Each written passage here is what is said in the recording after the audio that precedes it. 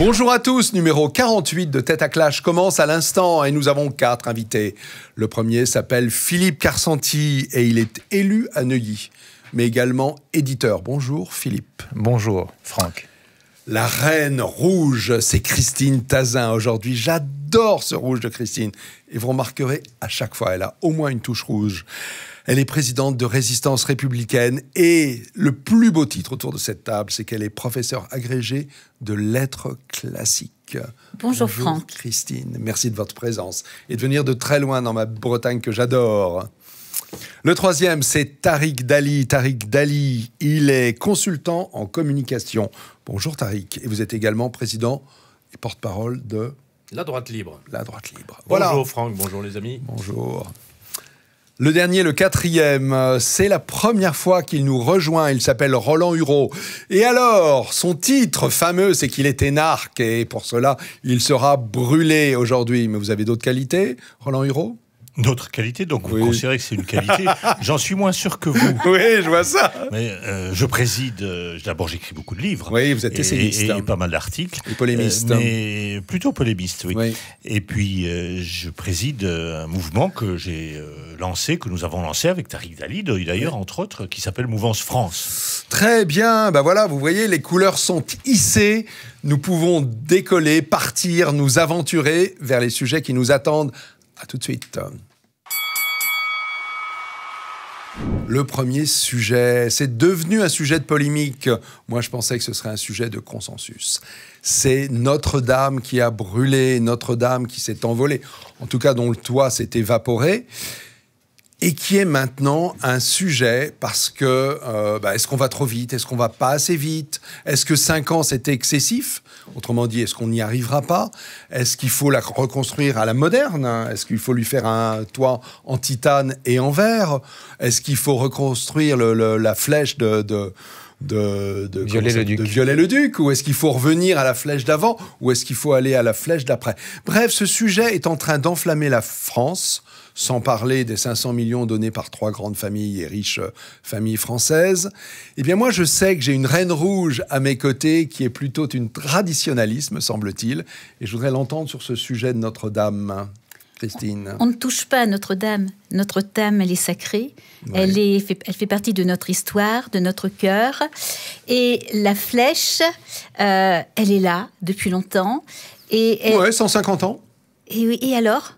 Il n'empêche que on disait elle que représente... le duc, c'était le comble du kitsch, et on est en train de le sacrer maintenant. Ce qui me dérange, c'est que l'histoire du verre, du titane, correspond comme par hasard au projet qui a été lancé par Hollande. Il y a eu un rapport en 2016 où il prévoit de complètement réaménager l'île de la Cité avec du verre, avec des plaques partout, pour que ça devienne une usine à touristes, avec plein de choses. Et je me dis que l'idée de la flèche en verre correspond tout à fait à ça, avec les 5 ans qui sont les 5 ans qui nous séparent des Jeux Olympiques. Est-ce que c'est pas un bel objectif d'essayer de reconstruire le toit manquant? Non, on ne reconstruit pas en 5 ans pour une opération de marketing, pour une opération de gros sous qui va rapporter à Vinci et Olia ou je ne sais pas qui, uniquement pour la gloire des Jeux Olympiques, alors qu'on doit aussi, comme nos ancêtres, laisser quelque chose qui correspond à ce que l'on est, pas à ce que l'on vend. Mais il ne s'agit pas de remplacer Notre-Dame par une construction en béton. La flèche en verre, excusez-moi, c'est ça. Si j'étais de mauvaise foi, je dirais que la flèche en verre, c'est encore du Macron. Il veut copier sur Merkel, il veut faire le Reichstag. Alors, vous avez raison. Aujourd'hui, nous enregistrons mercredi. Excellent, Tariq. Nous enregistrons mercredi. Il y a effectivement un concours international qui doit être lancé pour la reconstruction de Notre-Dame. Sachant, il n'empêche qu'a priori, nous sommes contraints, parce qu'il s'appelle les Accords de Venise, à reconstruire ce qui a été reconnu comme patrimoine mondial de l'humanité à l'identique. Donc, il est peut-être même pas certain qu'il y ait vraiment besoin d'un concours international. Roland Hureau, je vous vois secouer la tête, ça vous... Oui, non, je suis très inquiet de ce concours d'architectes qui va nous amener des projets... un peu kitsch, enfin prétendu moderne, je pense que... Et puis un effet de deuil. Je veux dire, les Français attendent, et pas seulement les catholiques, que la flèche, même si elle vient de Viollet-le-Duc, soit reconstruite à l'identique. Ça, sur ce point-là... Mais pour quelle raison, finalement ? Parce qu'elle était pas mal. Il y a eu une flèche avant qui a été démontée pendant la Révolution française, 1792 de mémoire. Oui, mais je sais pas, j'ai jamais vu, mais si elle fait l'affaire, pourquoi pas. Mais en tous les cas, notre rapport à l'histoire n'est plus le même qu'à d'autres époques. À d'autres époques, quand vous aviez une église romane qui brûlait, on faisait une église gothique à la place. Au XXe siècle, c'est plus pareil. Maintenant, on a les images. Et puis, je trouve que cette flèche de Viollet-le-Duc, tout ce qu'il a fait n'était pas mauvais. Je veux dire, il a fait d'excellentes choses. Et donc, cette flèche me paraissait excellente. D'accord. Alors, elle était en plomb et bois. Peut-être qu'on peut la faire dans une autre matière. Mais il faut que vous disiez, c'est que l'aspect soit le même. Oui, absolument. Mais c'est ce qu'on appelle du façadisme en architecture. C'est-à-dire, en gros, on voit à l'extérieur la même chose, mais à l'intérieur, tout a changé. Ça vous semble légitime ? Pourquoi pas du plastique pendant qu'on y est ? En tous les cas, il me paraîtrait tout à fait illégitime que l'on fasse quelque chose de moderne, pseudo-moderne, parce que ce genre de mode passe au bout de 20 ans, 30 ans, 40 ans, à cet endroit-là, qui est un endroit sacré, marqué par l'histoire. D'accord. Je crois que Roland a dit ce qu'il fallait dire, c'est-à-dire que ce qui est moderne, c'est ce qui est à la mode, et la mode, c'est éphémère. Et comme l'a très bien dit Christine tout à l'heure, Notre-Dame est sacrée. Je vois pas qu'est-ce qu'on est. D'abord, il faut appeler un peu d'humilité tout de même. C'est-à-dire, lorsqu'on vient nous dire il faut qu'en 5 ans ce soit fait parce qu'on a les Jeux Olympiques en ligne de mire, je suis désolé, ça va au-delà des Jeux Olympiques. Enfin, mais ça a été fait. Il a déjà été reconstruit dans le monde, des ouvrages majeurs. Mais il n'en sait rien. La question, c'est le process de reconstruction. Comment on va faire ? Il n'en sait rien. Est-ce que c'est possible ? Le sujet, en 5 ans. Le sujet, c'est la fameuse forêt. On a tous appris l'existence de la forêt. Pour ceux qui ne l'avaient pas vu, moi j'en fais partie. C'est-à-dire cet entrelac de poutres et de madriers qui tenait la structure du toit et qui pourrait être remplacé par du béton. Et ça, c'est invisible. Alors moi, je voudrais revenir là-dessus pour dire simplement que on n'est pas autant de penser à la reconstruction actuellement. Je crois qu'aujourd'hui, on doit d'abord savoir, essayer de comprendre ce qui s'est réellement passé.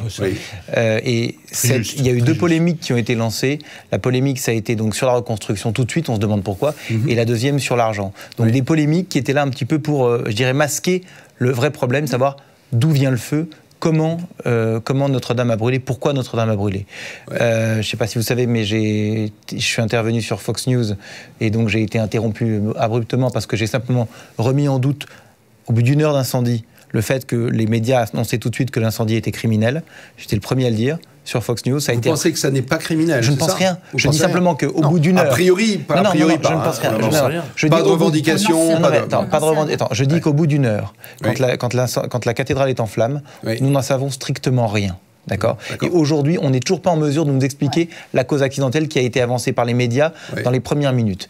On a les interventions de Benjamin Mouton, l'architecte de Notre-Dame jusqu'en 2012, je crois, avec qui je devais faire un plateau chez Morandini après en avoir déjà fait un la semaine dernière. Soudainement, Benjamin Mouton n'était plus à Paris, il était à Shanghai.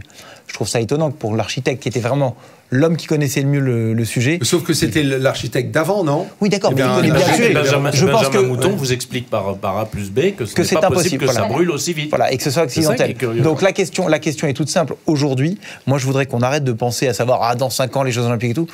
Attendons, on va pouvoir attendre. J'aimerais bien d'abord comprendre ce qui s'est passé, parce que en sachant ce qui s'est passé, si c'est réellement accidentel, on pourra probablement éviter dans la reconstruction un nouvel accident. Donc attendons, faisons un diagnostic. Est-ce qu'on n'est pas, pardon Philippe, mais est-ce que finalement il n'y a pas plusieurs temporalités qui vont se succéder ? C'est-à-dire qu'effectivement là il y a le temps du diagnostic. Est-ce que la cathédrale telle qu'elle reste, c'est-à-dire avec de la pierre qui a été exposée à des températures allant jusqu'à 1000 degrés, donc de la pierre qui se transforme en chaux, est-ce qu'elle n'est pas trop friable pour pouvoir y appuyer la moindre structure, ou est-ce qu'on doit faire des renforts ?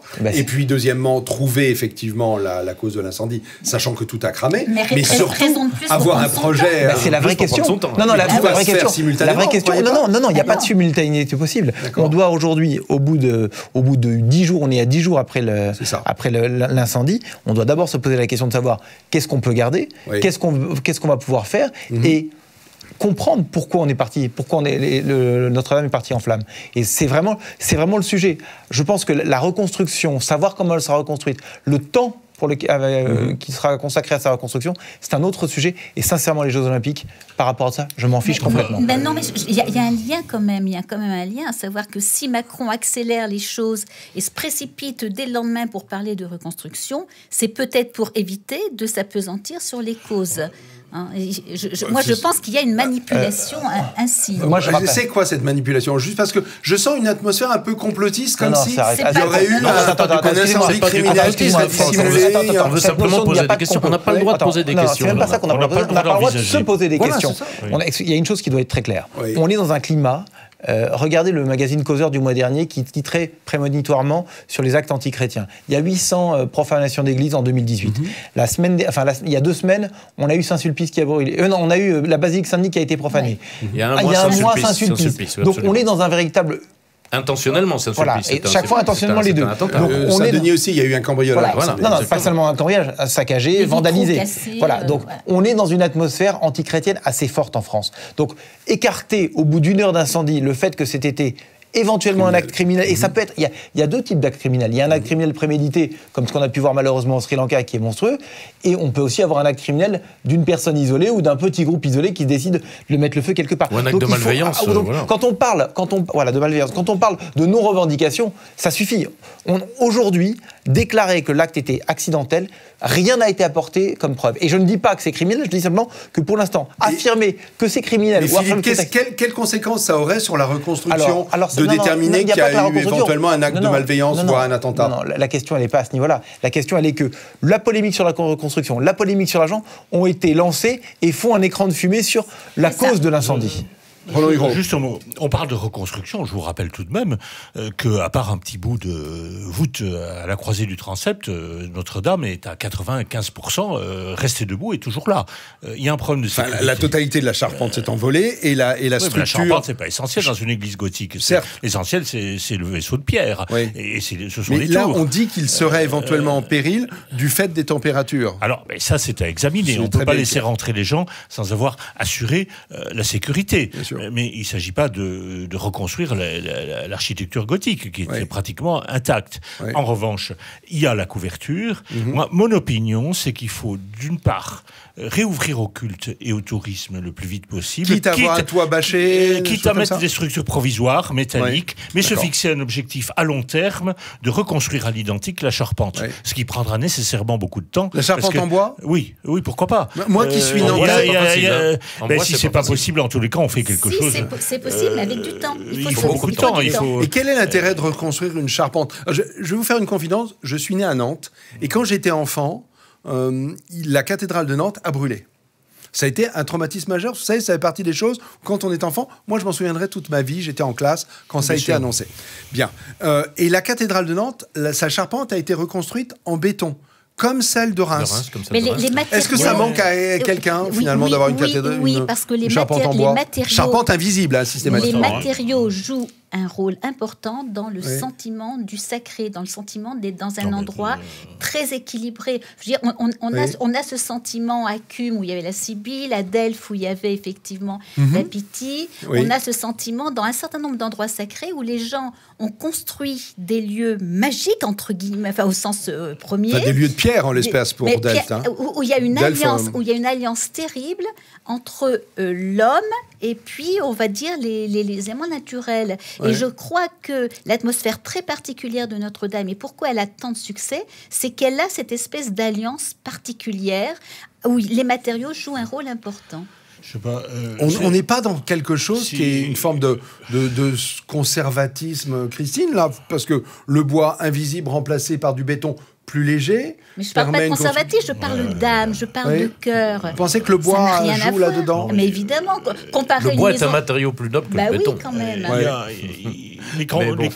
Si on avait un compagnon du devoir autour de la table, il nous dirait que c'est un chef-d'œuvre, un des plus éminents de l'histoire. Alors, quand on se fixe le challenge de la reconstruire à l'identique, ça intéresserait certainement beaucoup de charpentiers, peut-être moins. Simplement, il ne faut pas qu'on bloque la cathédrale pendant 10 ans pour faire ça. Donc, c'est pour ça que ma proposition, c'est en 2 temps. Des travaux d'urgence pour permettre de réouvrir très rapidement la cathédrale. Et puis, après tout, pourquoi notre société se déclarerait incapable capable de refaire ce qui avait été fait au XIIIe siècle. Ce serait un beau challenge, effectivement, pour l'ensemble des compagnons français. Bien sûr, bien sûr. Et pourquoi pas 25 ans et tout, peu importe. C'est ça la magie de Notre-Dame. C'est le temps. C'était l'époque où on construisait non pas pour soi, non pas pour le jouir tout de suite et maintenant, mais pour les siècles. Pour les descendants, les siècles à venir. Et c'est aussi ça, Notre-Dame. Pour aller dans le sens ils n'étaient pas trop mal payés quand même, les maçons et les charpentiers. Oui, mais ceux qui resteront Notre-Dame seront bien payés aussi. Les francs-maçons du XIIIe siècle. Mais ils le méritaient.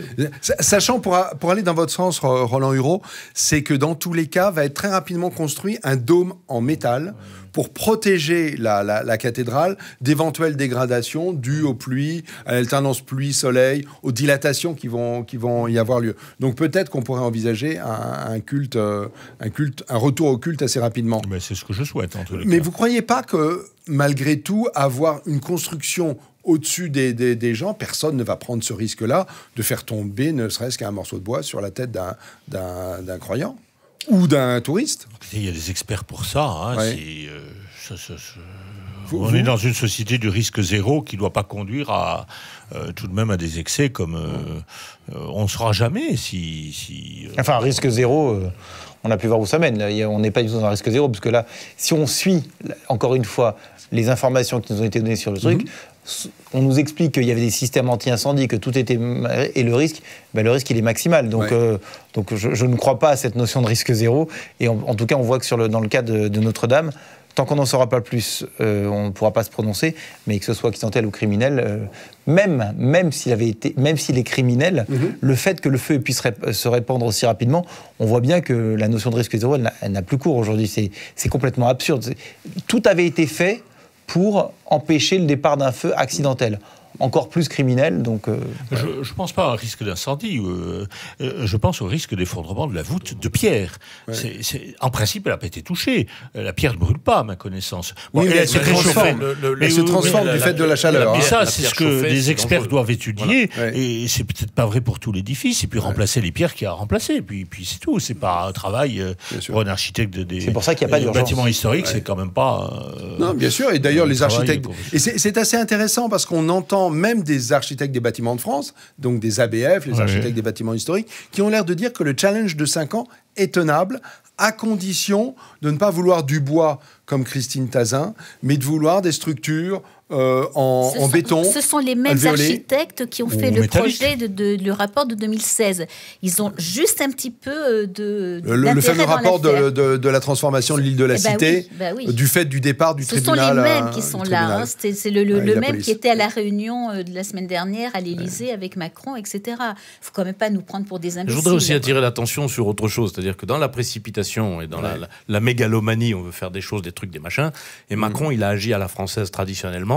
C'est-à-dire qu'il a dit, je vais faire voter une loi, comme si on avait besoin d'une loi pour reconstruire Notre-Dame. Voter aujourd'hui, mercredi, au jour de l'enregistrement. D'ailleurs, il y a un très bon article dans le Figaro d'Alexandre Gadi, qui est quelqu'un qui était quand même un connaisseur, qui est un spécialiste d'architecture, architecte, de monuments historiques, et qui démolit de A à Z toute cette histoire. Pourquoi ? Parce qu'on crée une loi spécifique. L'idée, c'est un avantage fiscal, en fait. Dans la loi, il y a plein de choses, dont l'avantage fiscal. On veut s'affranchir des règles en vigueur, des règles d'urbanisme en vigueur. Mais ça, c'est vachement plus grave. Il y a aussi quand même quelque chose d'important au niveau de l'UNESCO. C'est-à-dire que la France a signé quand même un texte qui signale que quand quelque chose qui est classé au patrimoine de l'humanité disparaît, on doit le reconstruire. C'est ce que je disais, c'est les accords de Venise. Le seul problème, c'est que la directrice actuelle de l'UNESCO, c'est Azoulay, l'ancienne ministre de la Culture de Hollande et petite chérie de Macron. Et elle est tout à fait capable de donner des... Petite chérie de Macron et qui surtout avait connaissance d'un rapport qui disait que la cathédrale Notre-Dame était fragile et qu'il y avait des risques, rapport qui a été enterré par Manuel Valls, qui était Premier ministre à l'époque. On n'a pas voulu montrer ce rapport. Non, on voit le résultat. Sachant que, allant dans ce sens-là, j'ai entendu Sylvain Tesson, dont j'ai découvert qu'il avait escaladé à plusieurs reprises Notre-Dame et d'autres églises, et il disait que quand il escaladait, la pierre était friable sous ses doigts. Et qu'il en avait pris à témoin un de ceux avec qui il avait dialogué. Et il disait, oui, la totalité de l'église, ou une partie de l'église, est très abîmée comme ça. Donc, absolument. Et d'ailleurs, au lieu de nous interdire de nous poser la question de la responsabilité, des gens on pourrait nous dire, voilà, elle était déjà fragile, au lieu de nous dire, vous n'avez pas le droit de poser. Elle n'est pas si fragile que ça, puisque 18% de la pierre, de la partie en pierre a tenu. Faut pas non plus c'est assez miraculé. Non, parce que l'architecture gothique, l'essentiel de l'architecture gothique, c'est pas le bois qu'on met autour, c'est la pierre. Il y a même des églises gothiques où vous n'avez que de la pierre ou des églises romanes et vous n'avez pas de bois ni de charpente. Donc pourquoi pas Ok, écoutez, nous avons fini ce sujet. Merci pour vos apports à ce débat et nous nous retrouvons dans quelques secondes pour un sujet suivant. À tout de suite.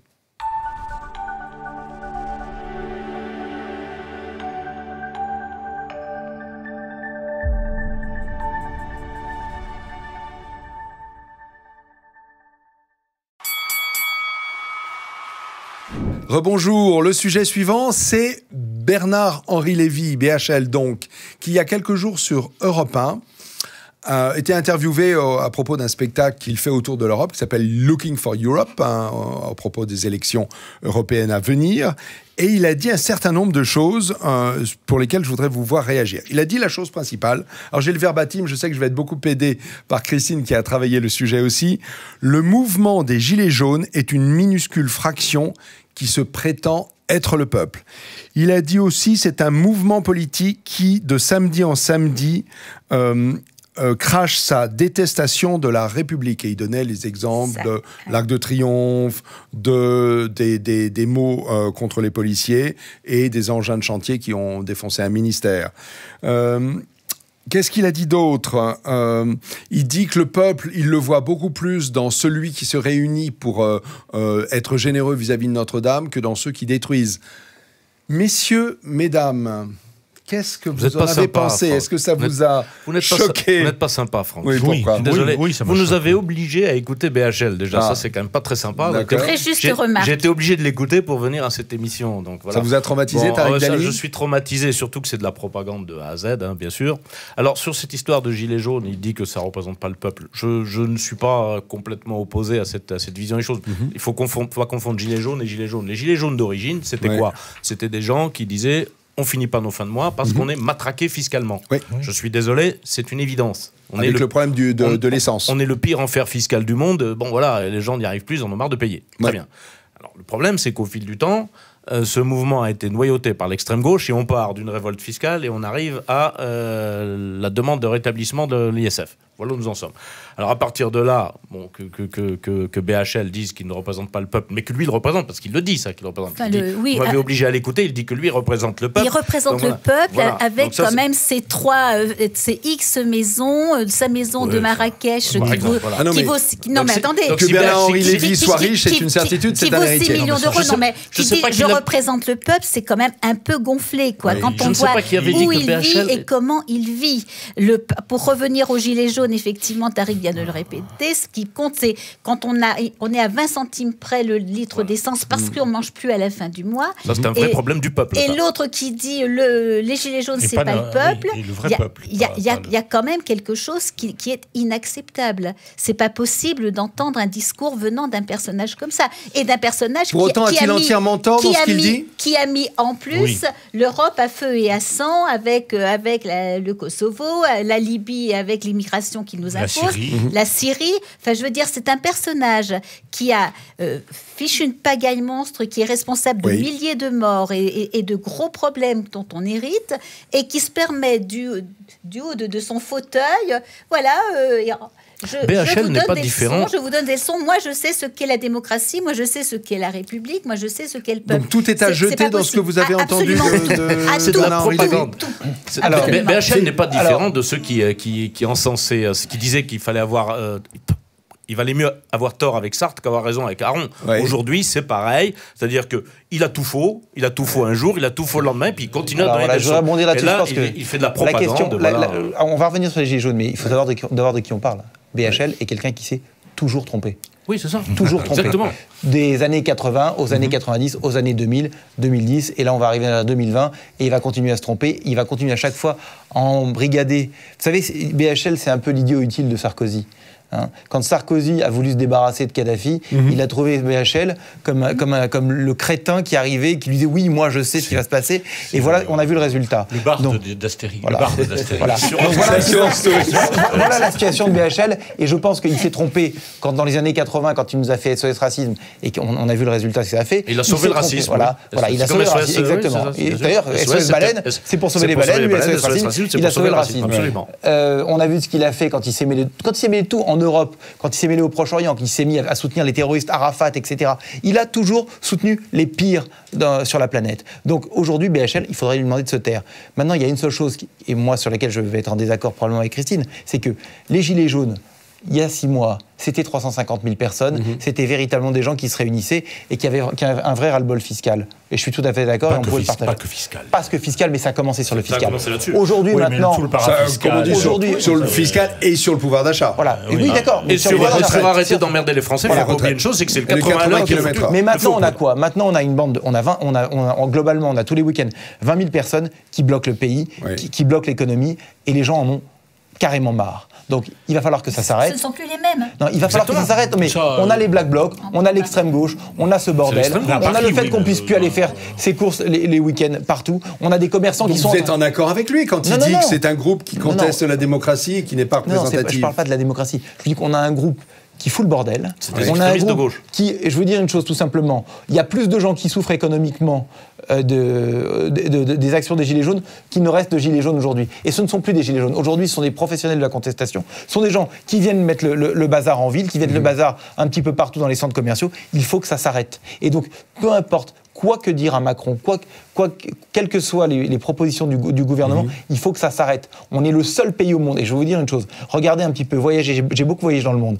Je dirais que le seul pays au monde qui justifierait ce genre de révolte, je dirais, serait peut-être le Venezuela, où les gens ont vraiment faim, sont vraiment à l'agonie. Mais regardez, où ils se révoltent et où ils défilent. Mais regardez en Italie, on n'a pas de gilets jaunes, en Espagne, on n'a pas de gilets jaunes, en Allemagne, on n'a pas de gilets jaunes. Non, on n'a pas. Ils ont eu pire, Podemos. Mais non, on n'a pas ce système de pays bloqué complètement absurde. Il va falloir que ça s'arrête. Non, mais si ça dure, pourquoi est-ce que ça dure? Je suis désolée, c'est pas la faute aux Gilets jaunes, c'est la faute à Macron, qui a noyé le poisson depuis novembre, avec son grand débat, et tout. Il a permis à l'extrême gauche de prendre le pouvoir sur les ronds-points et dans les manifestations, et c'est fait exprès. Donc je suis désolée, moi je crois que c'est pas aux Gilets jaunes qu'il faut reprocher les manifestations, c'est Macron qui a délibérément fait prolonger les choses pour les faire disparaître et faire disparaître. Christine a raison. Macron fait durer les choses, noie le poisson, parce que ça lui permet d'essayer de récupérer le parti de l'ordre. C'est clair. Il y en a un qui n'est pas intervenu, c'est Roland Hureau. Pas un pays où ça arrive. Je crois que nous sommes le seul pays au monde qui est dirigé par un ennemi de la France. La France est dirigée par un ennemi de la France. Voilà. Donc, si le peuple français était resté honnêtement, passif, on est en plein délire là. Quand je dis ça, on a un ennemi de la France, là, on est en plein délire. Je vous le démontrerai. Je prépare un livre sur le sujet. Je suis d'accord avec Roland. Moi, je suis d'accord avec moi-même. Moi, je suis d'accord avec moi-même. C'est déjà pas mal. C'est déjà pas mal. Il y a donc, si le peuple français était resté passif. Et beaucoup de gens craignaient qu'il ne soit passif jusqu'à sa propre extinction, enfin extinction comme organisme vivant, organisme de continuité historique. Je veux dire, ça aurait prouvé qu'il était encore plus écrasé qu'en 1940, qui est une espèce d'insurrection qui est forcément minoritaire, comme en 1789 c'était des minorités. En 1968, je pourrais vous en parler. Il n'y a jamais eu plus de 25 000 étudiants dans les rues. Hein, ça pourtant, prouve ça a abouti à des changements majeurs en France. Ça a marqué toute une génération. Alors, je souffre sur mai 68 parce que je peux à faiblesse m'en souvenir. Quand la CGT n'appelait pas à manifester, il y avait 50% de manifestants, 50 000 manifestants maximum à Paris, dont 25 000 lycéens qui profitaient, qui étaient en monome, si je puis dire. Ouais. Donc ça laissait 25 000 étudiants actifs. Et néanmoins, ça a marqué toute une génération. Là, je pense que les Gilets jaunes sont arrivés à des chiffres très supérieurs et je pense qu'ils vont marquer. Le fond du problème, c'est la politique de Macron. C'est dans la mesure où c'est une politique idéologique, tout ce qui est idéologie est insusceptible d'assouplissement, d'ouverture, etc. Mais c'est quoi son idéologie? Parce que je voudrais comprendre. C'est le mondialisme. Mondialiste, européiste, anti-France. C'est le mondialisme. C'est Terra Nova. Cette vous idée lisez Terra Nova, vous avez que défendre la patrie française, défendre les intérêts de la France, c'est un concept dépassé. Je veux dire, on sent que quand il dit qu'il n'y a pas de culture française, quand il passe son temps à aller dans le monde pour dire que la France a commis des crimes contre l'humanité, ça prouve qu'il a une profonde détestation de son pays. Non, je pense que ça prouve qu'il manque de culture. Et ça prouve oui, mais les deux sont liés. Non, mais je pense que ça prouve un manque de culture. Et ça prouve simplement qu'il était en campagne, qu'il a dit des énormes conneries sur la culture, sur la colonisation. Il a dit des énormes conneries. Mais il y a un moment donné, il faut revenir simplement. C'est une idéologie. Si vous voulez trouver des vrais ennemis de la France, moi je vous les trouve. Je vous les trouve à l'extrême gauche, chez Mélenchon. Oui, ça, ces gens qui ont voulu faire l'invasion de la France. Oui, des gens qui promeuvent l'invasion de la France. Oui, pour moi, sont lui aussi. Non, mais Terra Nova, c'est l'extrême gauche. C'est une forme d'extrême gauche. Lui aussi, son idéologie. Macron, c'est Terra Nova. C'est complètement théorisé de A à Z. L'histoire, mon sujet de départ venait de BHL. Oui. On est en train de s'éloigner. On va revenir sur Macron puisque ça va être l'objet d'un sujet suivant. Hein. Moi, ce qui m'intéresse, c'est vous, autour de cette table, vous semblez rejeter toutes les affirmations de... Ben, y a deux parties. Non, quand il dit aujourd'hui... Attends, j'insiste bien, quand il dit... Avec ce qui s'est passé ce week-end, suicidez-vous, est-ce qu'il n'y a pas un gros problème? C'est ce que j'ai dit depuis le début. C'est pour ça que je dis la fraction du mouvement des Gilets jaunes qui reste aujourd'hui dans les rues qui met le bazar, c'est une minuscule fraction qui se prétend être le peuple. Et là-dessus, il a raison. Là, vous êtes d'accord avec lui? Malheureusement, je lui ai raison là-dessus. Mais il va falloir... Il parle du mouvement, non. Non, on parle de ce qui reste aujourd'hui dans la rue. Aujourd'hui, ces gens-là doivent être... Christine, je ne crois pas qu'il parle du mouvement initial des Gilets jaunes. Il parle de la situation actuelle. Dès le départ, il a craché dessus. Ah oui, non, mais là, les injuriés de Roland Hureau. Ce qu'exprime BHL de manière modérée, parce qu'il est sur une chaîne de radio, la profonde haine qui s'exprime en privé, la plupart du temps, à l'égard des Gilets jaunes dans une partie de notre classe dirigeante, en particulier la classe dirigeante que je qualifierais de bobo, mais pas seulement, aussi des gens de droite et de l'UMP, à soi seul, ça montre que c'est un mouvement qui n'est pas négligeable. J'ajouterais que... Personne ne le prend pour négligeable, je crois que tout le monde l'a... Qu'est-ce qu'il vous dit? Il vous dit une minuscule fraction. Non, il parle de ce qui se passe actuellement. Les gens qui haïssent la France sont les gens qui vont souiller l'Arc de Triomphe, sont les gens qui vont saccager les Champs-Élysées. Vous ne savez pas qui a souillé l'Arc de Triomphe. C'était des gens infiltrés. C'était des gens... C'est ce qu'on a vu. C'est ce qu'on a vu. Et dans ces cas-là, si les Gilets jaunes avaient un peu de jugeote, ils seraient retirés. Mais les Gilets jaunes, ça n'existe pas. Ils auraient laissé les Black Blocs se faire attraper par la police. Dans un mouvement protégé. Mais non, les Gilets jaunes, ça sont ces gens-là qui détestent la France. Je vous signale que quand tout le monde parle ensemble, personne ne nous entend. Les Gilets jaunes, ça n'existe pas en tant que tel. Ils n'ont pas de... Voilà, c'est vous qui dites, donc ça n'est rien. Non, mais je dis, c'est un mouvement extrêmement diversifié, comme le peuple français. Il y a des gens plus ou moins riches. Je suis allé à plusieurs reprises sur les ronds-points en province. Je suis allé aussi un petit peu sur les Champs-Élysées. C'est pas exactement la même sociologie, j'en conviens.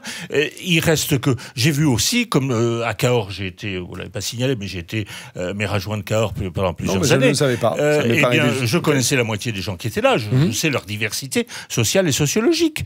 Mais il n'en demeure pas moins que c'est un mouvement très important qui est de rejet d'une politique. Tout le monde n'est pas d'accord. Mais BHL déteste le peuple. D'ailleurs, il y a quelques mois, il a dit cette phrase magnifique: je suis cosmopolite. Tout ce qui est franchouillard m'est odieux. Mais oui, mais il n'est pas le seul. Cette phrase-là, elle résume il n'a pas cessé de dire des conneries toute sa vie. Je suis en train de parler. Je vous donne raison. Merci les dames en rouge. Il dit des conneries. Allez-y, Christine, mordez-le. Après tout, qu'a ressenti la mérité. Il l'a bien cherché. Son gilet rouge, là. Elle a réveillé tout le monde. Mais c'est pas mal. Je vous adore, Christine, décidément. BHL fait partie de ces gens pour qui le peuple, c'est quoi? C'est les bobos de gauche. Hein, être de gauche, c'est être du peuple, même si on a des moyens que... Mais c'est fini, la gauche n'existe plus. Bah oui, mais elle est capable. Il n'est pas certain de mais non, c'est là qu'il y a une profonde divergence. J'étais assis à côté de lui à Sciences Po.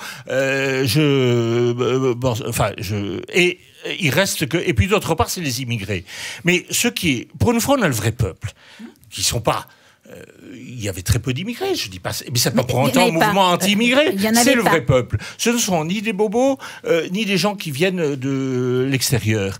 Et donc, pour une fois qu'on a le vrai peuple de France, on voit toute une catégorie de gens qui se pincent le nez. Et ça, je dois dire que ça m'horripile. C'est une question qui, à un moment donné, 6 mois après, alors qu'il a lâché ses 10 milliards en décembre et qu'il a commencé à proposer de parler aux gens. Mais il n'a rien lâché. Il a lâché 10 milliards, c'est une réalité. Non, c'est pas vrai. C'est trop cible. Je suis désolé, c'est pas des smicards. Il n'a rien compris, voilà. C'est uniquement pour les smicards, c'est pas des smicards. Il n'a rien compris, c'est ça. Il n'en reste pas moins qu'aujourd'hui. Aujourd'hui, il faut s'exprimer. Si les Gilets jaunes n'ont pas été capables, en 6 mois, de se structurer et d'arriver avec des revendications précises, il faut que ça s'arrête, c'est tout. Sinon, on va pas vivre quoi. Jusqu'à l'été, on va continuer à les avoir tous les week-ends. Ça suffit. Mais le problème, c'est... On a le droit d'avoir envie de vivre. Les commerçants... Moi, je vois des commerçants qui sont en train de fermer les uns derrière les autres qui n'en peuvent plus. Je sais bien. Non, mais les conséquences économiques auprès des petits commerçants... Il va y avoir de l'autodéfense. Il va y avoir des jeunes qui vont être abattus par des commerçants qui vont en avoir marre. Mais moi, je crains qu'il y ait... La question qu'il a posée tout à l'heure, ça va durer jusqu'à quand? Je crains qu'il y ait une minorité insurrectionnelle et qui n'a absolument pas l'intention de lâcher. Ils vont faire 6 mois, 7 mois, 1 an, 1 an et demi. Là, vous parlez de ce qu'on appelle les ultra-jaunes. Les ultras, des ultra-gauchistes, des insurrectionnels, absolument. Parmi ces ultras, il y a d'authentiques gilets jaunes qui, depuis le début, sont là, qui sont là tous les samedis sur Paris. J'en connais. Il y a des gens de résistance républicaine qui y sont, et c'est des gens bien sous tout rapport, et qui sont là pour dire, et qui sont là pour dire, on veut la baisse de l'essence, on veut que les gens ne crèvent pas de faim, et on veut une autre politique que la politique mondialiste, européiste de Macron. Je suis désolée. Il y a eu des élections qui ont eu lieu il y a 2 ans. Philippe Juste, il a été élu président de la République. Il a été élu dans quelles conditions? Comment? Il a été élu dans des conditions contestables. C'est ça le problème. C'est peut-être ça l'origine. J'ai BHL à ma droite. Plutôt que de rejoindre... Arrête la Guillaume à gauche. C'est peut-être ça l'origine. Au Venezuela, M. Maduro a été élu dans des conditions contestables, et toute la bien-pensance mondiale considère qu'il est normal qu'il soit renversé. D'ailleurs, c'est pas forcément la faute de Macron, il a profité d'un truc. Moi, je voudrais... Messieurs, madame, c'est bon. Philippe, ça suffit. Non, c'est moi. Pardon. La fermeture de l'ENA, si on est capable de comparer le Venezuela à la France aujourd'hui... Arrêtez, Philippe, la fermeture de l'ENA, ça va venir. Moi, je voudrais vous entendre. Je voudrais vous entendre tous les deux, là. Les caméras sont sur vous, s'il vous plaît. Tenez-vous bien. Philippe, vous dites une chose qui m'est revenue aussi. Beaucoup de commerçants sont en train de fermer, épuisés, n'ayant plus de trésorerie. Christine dit, moi je connais des amis, puisqu'elle est présidente de Résistance républicaine, donc des gens dont elle est proche, qui sont à Paris et qui contribuent à alimenter ces manifestations. Comment réconciliez-vous ça, Christine? Mais il n'y a pas réconciliation. Des commerçants sont en train de fermer à cause de ce mouvement. Je l'ai dit tout à l'heure, il y a un président de la République qui est responsable de ça et qui ne prend pas les décisions nécessaires pour que ça s'arrête. Si ça continue... C'est quoi les décisions nécessaires? C'est quoi les décisions nécessaires? Parce que c'est vrai qu'il y a pas... Ce qui était demandé dès le départ, baisse de l'essence. Alors, baisse de l'essence, vous savez que le prix de l'essence a monté de 50% depuis le mois de novembre. Le pétrole... Le prix du pétrole brut. Le pétrole brut a monté de 50%. Donc, il peut faire des choses, mais il ne peut pas faire baisser le prix du pétrole. Il peut baisser les taxes. Il a renoncé aux taxes supplémentaires. Alors, on y va. Donc, baisse de l'essence. Quelle est l'autre revendication qui serait susceptible d'arrêter le mouvement? Pas de retraite de misérables comme il y a actuellement. Oui. C'est pas rien. C'est pas lui qui est responsable. Mais c'est lui. Non. C'est Mitterrand, mais ça fait 40 Chirac, ans. Sarkozy, Hollande. C'est une continuité. En 2 ans, il n'a rien changé. À partir du moment où on émerge à l'Union européenne et qu'on dit béni oui à toutes les directives, tous les interdits, la concurrence, les machins, etc. Mais la retraite, ça n'a rien à voir avec l'Europe, parce que la retraite, c'est un système français, paritaire. Il parle de Mitterrand et il parle de... Non, parce que je vous dis simplement la retraite. On ne va quand même pas excuser Macron. On ne va pas excuser Macron sous prétexte qu'il y a eu Hollande avant, c'est pas possible. Mais on peut l'excuser aussi parce qu'il y a eu Sarkozy avant et Chirac. Non, mais n'importe quoi. Mais donc c'est pas Macron qui est responsable de la situation actuelle. C'est un héritage de 40 ans de politique désastreuse. Vous connaissez, Christine, que les réformes des retraites ont été difficiles à faire depuis 40 ans. Dans l'intérêt du pays, je suis d'accord. Vous savez que si vous parlez en même temps que moi et en même temps que les autres, ça va mal se passer, Tariq Dali. Oui, mais la caméra qui est branchée sur les deux là-bas. Vous pensez pour autant que les micros sont débranchés? Ça n'est pas le cas. On vous entend. Donc, non, moi, je voulais instaurer un dialogue avec vous parce que finalement, les Gilets jaunes, peuvent être aussi tenus pour responsables à la fois de la montée d'Amazon, du fait que des gens sont en train de basculer sur Internet et qu'il y a des chances pour qu'ils ne reviennent plus dans les commerces, et qu'un certain nombre de commerces sont empêchés de travailler le plus gros jour de la semaine. Non, mais attendez, moi, ça va quand même pas me faire pleurer, cette histoire d'Amazon.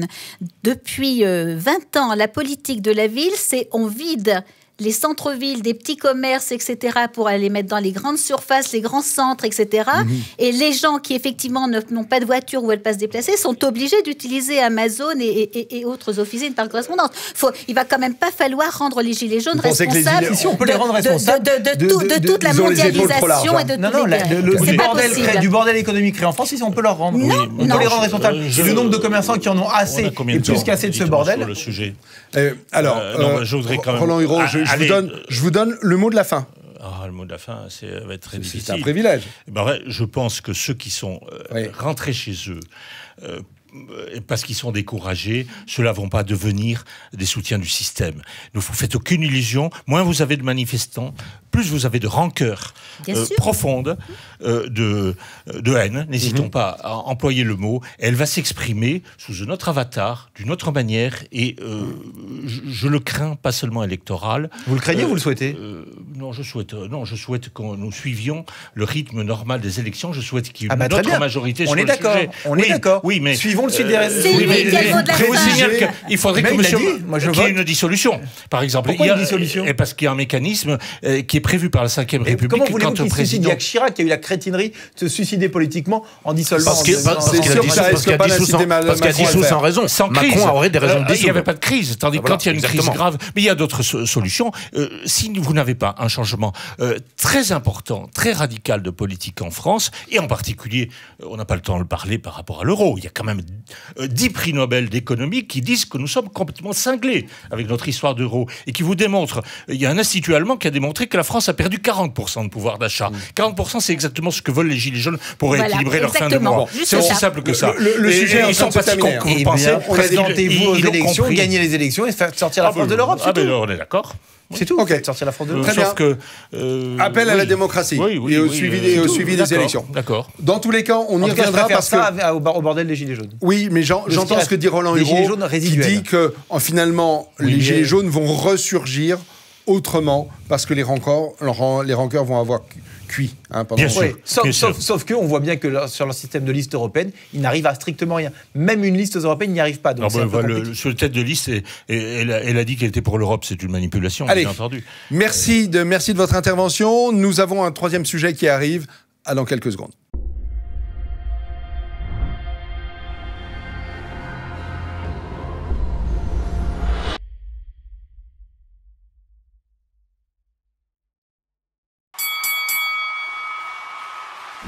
Troisième et dernier sujet de ce tête à clash, Madame, Messieurs. Le président de la République intervient à travers une grande conférence de presse demain, jeudi. Pour autant, son intervention qui était prévue le soir de l'incendie de Notre-Dame a fuité dans la presse puisque la totalité du texte est disponible sur Internet. Il l'a fait fuiter. On sait. Forcément. C'est pas ce que dit l'Élysée. Oui. Et c'est pas dans l'intérêt d'Emmanuel Macron, Christine, de le faire fuiter. Mais bon, ça je sais pas. Ouais. Ok. Alors, dans tous les cas, qu'est-ce que l'on sait? On sait un certain nombre de choses. On sait qu'il y aurait une réindexation des retraites. Je vais essayer de vous faire un résumé très très bref de ça. On sait que indexation. Ou une réindexation. C'est lui qui l'avait supprimé. Une indexation qui avait été supprimée. Donc ça fait plaisir à Christine Tassin. Pour toutes les retraites inférieures à 2 000 euros. Non, mais on est content quand il rattrape ses conneries. Ça me fait plaisir, ça fasse plaisir. Non, mais quand il corrige ses erreurs. D'un point de vue fiscal, il y aurait une baisse des impôts pour les classes moyennes. Ça fait plaisir. J'attends de voir. Une évaluation de la baisse de l'ISF transformée en IFI. Ça fait plaisir. Il y aurait éventuellement, qui ne va peut-être pas forcément faire plaisir à Roland Hureau, une suppression de l'ENA, mais remplacée par quoi? On ne sait pas. Il y aurait le RIC. Il y aurait le RIC, Christine, une des revendications portées par les Gilets jaunes, mais limitée à des intérêts locaux, et le RIP. Donc le RIP qui est pour l'instant compliqué, qui serait simplifié pour que plus de parlementaires et de citoyens y aient accès. Un nouvel acte de la décentralisation. Donc il semblerait, je pourrais vraiment faire une liste très complète de ce qui risque d'être annoncé. Est-ce que ça vous satisfait? Non. Est-ce qu'il y a des choses... Alors évidemment, vous ne me surprenez pas, entre nous, à me dire que vous n'êtes pas satisfait. Moi j'ai pas dit non. Mais est-ce qu'il y a des choses moi j'ai dit non. Moi j'ai pas dit non, mais je vais vous dire pourquoi. Alors, Pardon, alors c'est Philippe Carsanti. C'est celui qui dit oui qui commence. Tariq, pardon, mais il m'intéresse davantage parce que je ne sais pas ce qu'il va dire, lui. Alors, Philippe Carsanti. Si ça peut calmer des gens comme Christine, moi j'en suis ravi. Surtout aujourd'hui. Attendez, moi je vois le badge magnifique gilet jaune qu'elle arbore. Je me dis, si c'est exactement tout ce qu'elle vient de me dire dans le débat précédent, il apporte des réponses et il y répond favorablement. Donc c'est formidable. Si ça peut calmer, si on peut arrêter d'avoir des gens dans les rues tous les week-ends, si on peut se remettre au travail tranquillement et faire redémarrer le pays, moi je suis content. Et on ira aux élections en mai, on verra. Moi, je vous donne mon point de vue. Je suis pour qu'on mette une véritable raclée phénoménale à la liste En Marche, Emmanuel Macron, LREM, aux européennes. Je suis pour une raclée phénoménale. Voilà. J'aimerais qu'ils passent en dessous de tous, d'accord ? Oui, et ça, c'est le vrai. Ça, c'est le vrai boulot. On est au moins d'accord. Ça, c'est la vraie chose. D'accord. Voilà, on est tous d'accord là-dessus. Et donc là-dessus, on a plusieurs alternatives. Moi, je soutiendrai la liste Les Républicains. Et je pense qu'il est d'accord. Il est essentiel de faire monter des listes qui passeront devant pour vraiment le rabaisser au plus bas politiquement, pour lui faire comprendre que sa tête de liste est une blague, les suivants sont une blague. Elle a quand même réussi à regrouper dans sa liste tout et n'importe quoi. Des écolos, des antisémites, de tout absolument dans sa liste en place éligible. C'est quand même dingue. L'antisémite, c'est Pascal Durand. Pascal Durand qui allait soutenir les terroristes palestiniens. L'oiseau. L'oiseau Volba. Christine Tazin. L'oiseau va se cracher. Christine Tazin, dans ces propositions là, quand je vous cite la réindexation des retraites, le RIC. Est-ce que ça, c'est pas quelque chose? Mais je suis obligé de dire oui pour aller elle. dans votre sens. Moi, je suis... certainement, je vais pouvoir parler, oui. Attention, elle va finir par mordre, hein, véritablement. Il parle à ma place. Mais qu'est-ce que c'est que cette façon? Vous êtes éduqué où, monsieur? Mais je suis le porte-parole des Gilets jaunes. Stop. Le RIC, j'y suis opposée. C'est contraire à notre tradition aussi. Majeure des Gilets jaunes. Non, c'est une revendication qui est venue après. C'est comme la suppression de l'ISF. C'est des récupérations. Et qui a pris le relais des Alors expliquez-nous votre opposition, parce que d'autres ici qui étaient soutiens des Gilets jaunes, moi je me souviens d'un homme qui portait un gilet jaune ici, disait qu'il était en faveur du RIC. Mais parce que les gens s'imaginent qu'avec le RIC, ils vont pouvoir décider de tout. Oui. C'est pas vrai. Le RIC, d'ailleurs, ce que Macron prévoit, c'est un RIC localement. Oui. Hein, c'est-à-dire, est-ce qu'on a le droit d'afficher le drapeau? Ça existe déjà. On promet ce qui existe déjà. C'est-à-dire qu'il ne change rien de fondamental. Mais est-ce qu'un peu de démocratie locale, que vous ayez la capacité, vous, dans votre village en Bretagne, je suis une jacobine. Je suis une jacobine. Ok, vous êtes une jacobine. Et une jacobine, elle veut la même loi pour tous, partout, et pas du tout des endroits différents, avec des règles différentes, etc. C'est-à-dire que l'exemple de la Suisse, où il y a des RIC, il s'appelle pas comme ça. Mais d'ailleurs, le RIC locaux, ça vous intéresse pas? Absolument pas, d'autant plus qu'en Suisse, ils ont trouvé la parade pour ne pas l'utiliser, puisque un des derniers RIC, enfin une des dernières votations populaires sur l'expulsion des immigrés délinquants, etc. Le Conseil, les Suisses ont dit oui. Le Conseil fédéral a décidé que ça n'était pas bon. Il ne ratifie pas. Donc, ça ne sert strictement à rien. C'est-à-dire qu'on va... Donc, vous êtes opposé au RIC. Cette mesure ne va pas vous satisfaire. La réindexation des retraites... Il faut quand même que les gens comprennent qu'ils se font manipuler. Ça sera un RIC local. Ça sera effectivement des petites choses anecdotiques. Mais dès le départ, dès le mois de novembre, Macron a dit de toute façon qu'il ne toucherait pas, qu'on ne pourrait rien négocier sur ce qui est essentiel. Enfin, entre-temps, ça a bougé quand même, hein, Christine. Beaucoup de choses ont bougé. Je termine. Ce qui est essentiel, l'Europe, l'immigration, l'islamisation et l'imposture climatique, parce qu'il est en train de nous bourrer le mou avec l'imposture climatique. On est enfin d'accord sur quelque chose. Sur l'imposture climatique, mais une chose, sur l'Europe, mettez-lui une raclée aux élections, c'est tout. Mettez-lui une raclée aux élections. Par exemple, la proposition, Christine, qui consiste... attendez, je vous signale que ça a déjà été fait en 2005 et que... avec le référendum que Sarkozy a fait passer en 2008. Voilà. Je veux dire, ça a déjà été fait, donc on peut le refaire. Roland Hureau, les propositions qui ont fuité de Macron, est-ce qu'il y a un peu de grain à moudre pour vous, ou vous aussi, comme Christine, vous les rejetez en bloc? Non, je pense qu'il ne peut pas y avoir de choses sérieuses, parce que nous avons affaire à un gouvernement qui est doublement lié par des accords internationaux internationaux qui sont de plus en plus contraignants sur tous les sujets et qu'il ne veut absolument pas remettre en cause, comme ont su le faire par exemple nos amis britanniques, car je suis un ami des Britanniques. Ouais. Et deuxièmement, par un carcan idéologique qui est assez analogue à celui du Parti communiste, toute proportion gardée, d'Union soviétique, d'ailleurs les Russes le disent, dans les années 1980. Le Conseil des ministres, c'est le Soviet. Oui, quelque part, oui, quelque part. Là, sauf qu'il y a des patrons qui sont à l'extérieur, qui sont à Bruxelles ou ailleurs. Non, je veux dire, on veut faire un macronisme à visage humain. Pourquoi il est quoi? Il est à visage inhumain? Totalement. Barbare? Non, les barbares, ils sont pas là. Les barbares, ils sont au Sri Lanka. Les barbares, ils sont un petit peu partout. C'est BHL qui avait écrit la barbarie à visage humain. Lui, peu importe. Le macronisme est un mondialisme profondément, très gravement inhumain, dont on a vu encore, s'il se continue à se développer, qui sera aussi criminel que d'autres idéologies. D'ailleurs, il a déclenché des guerres dans le monde. Monsieur Macron est tout de même un admirateur de Monsieur Kagame, qui a tué 4 millions de personnes. Et il le reçoit comme son pote. Ça dit le fond du personnage. Et je pense que... De quels 4 millions de personnes vous nous parlez? Les massacres au Rwanda. Le président du Rwanda. D'abord, il n'y a pas eu 4 millions de personnes. C'était monstrueux. Le Rwanda, les massacres au Rwanda. Ils sont les Tutsis qui ont été massacrés par les... Non, mais la revanche a été prise. La revanche a été monstrueuse. C'est vrai. Il y en a eu 10 fois plus. Peu importe, c'est une autre question. Là, on était sur les propositions. C'est pour vous dire que les propositions de sortie de crise. Il veut baisser les impôts des classes moyennes. Je ne sais pas sur quoi. Sur les niches fiscales. Est-ce que par ces niches fiscales, il n'entendrait pas, par exemple, ce que Bercy appelle la principale niche fiscale, c'est le quotient familial. Est-ce qu'il va supprimer le quotient familial?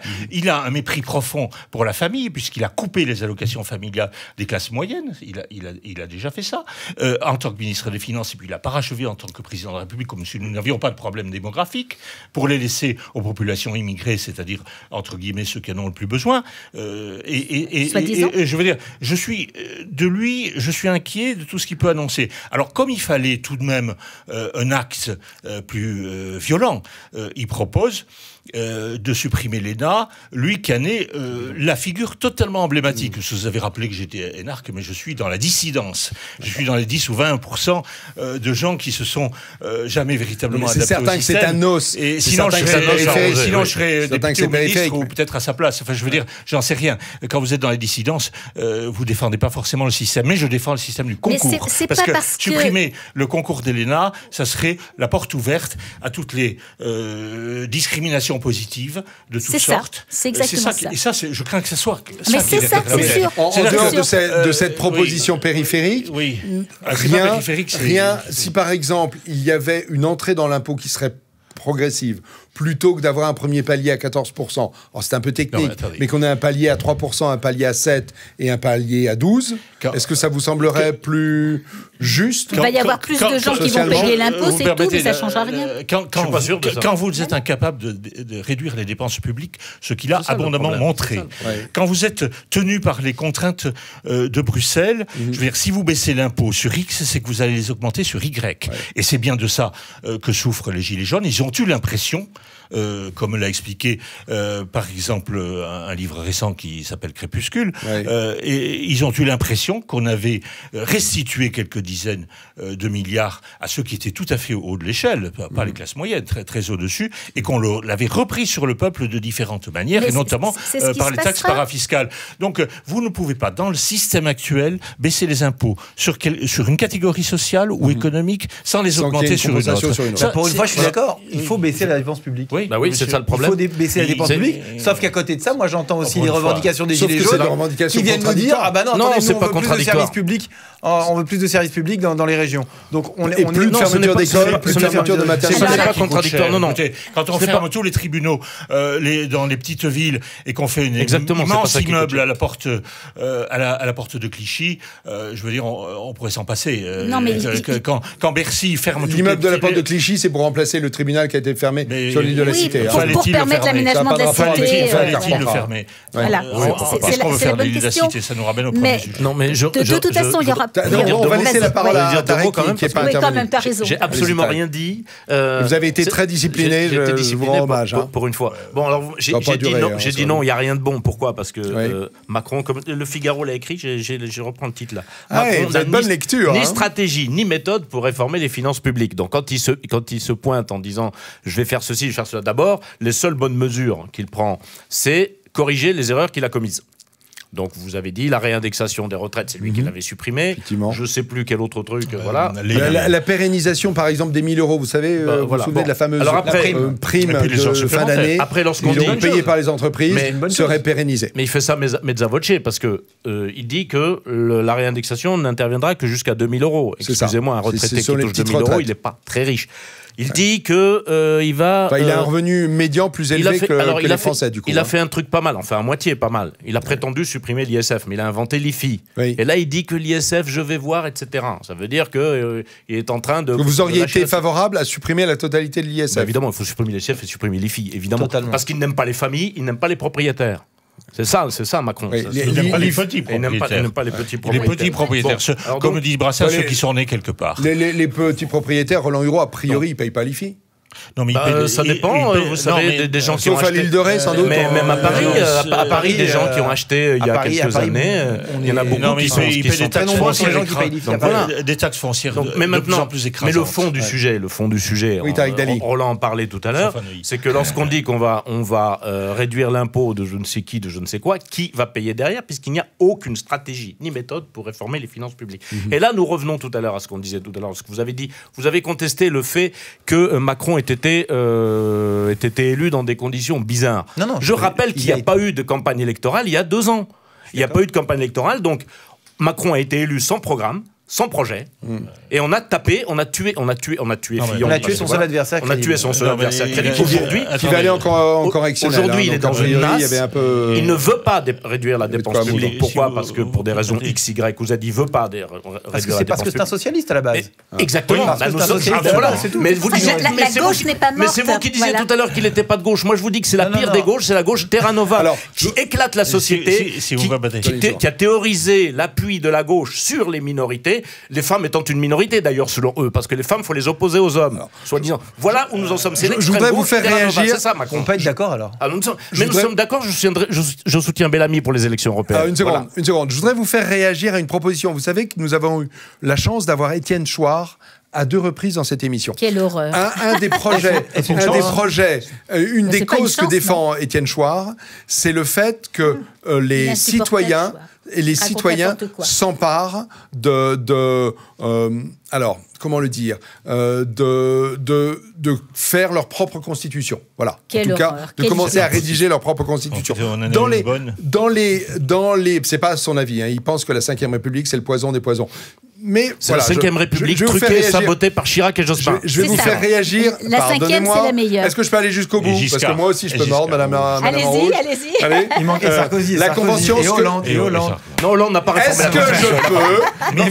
Et Macron. Écoutez, ce que je vous propose, c'est vous finissez l'émission de ça. Mitterrand, là, pareil. Est-ce que je peux, s'il vous plaît, vous faire réagir sur une. Oui, je sais, je suis avec des élèves indisciplinés. J'ai même la prof qui contribue. Des têtes à claque. C'est les énards. C'est les énards qui sont les pires.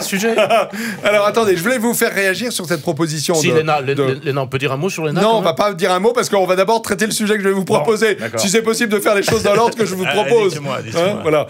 Une convention donc de 300 citoyens tirés au sort. C'est un scandale. Qui aurait pour objectif de proposer des réformes concrètes et de réfléchir à la transition énergétique. Est-ce qu'on est obligé de passer 1 minute sur une débilité pareille? Une débilité, c'est débile. On peut arrêter là. Je crois. On voit bien qu'il y a une demande de démocratie directe plus grande. Mais c'est un scandale. C'est un scandale. C'est même pas un scandale, c'est stupide.